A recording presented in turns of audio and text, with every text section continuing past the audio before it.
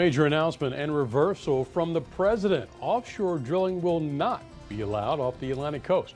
Now, coastal opposition, including from here on Delmarva, may have been part of that decision. Good evening. I'm Paul Butler. And I'm Todd Carley in for Steve Hammond tonight. This is WBOC News at 6 o'clock. Protecting the Atlantic for future generations. That's what Interior Secretary Sally Jewell said of President Obama's decision today. Yeah, it's a move cheered by environmentalists and one that reverses a proposal made last year. Now, in January of 2015, the Obama administration introduced a proposal that would have opened up sites off the Atlantic coast to oil drilling. That could have started in the year of 2021.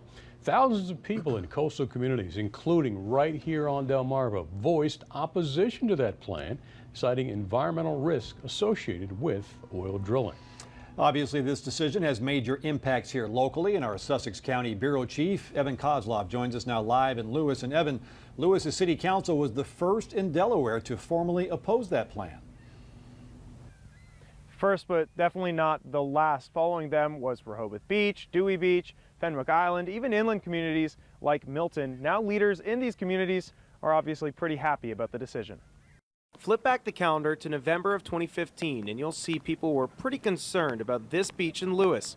They were worried about seismic testing and offshore drilling, which would be as close as 50 miles offshore, primarily for the way it would impact marine life and tourism. And so town council formally voted to oppose such a plan. Now, about 4 months later, they're celebrating as President Obama has taken the plan off the table. Mayor Ted Becker describes this as a sigh of relief, feeling as though we had achieved what we set out to do. I do think we were heard, and I do think the president heard what the collective community had to say. Meanwhile, a similar sentiment up and down the coastline. 106 communities, including 9 on Delmarva, voted in opposition.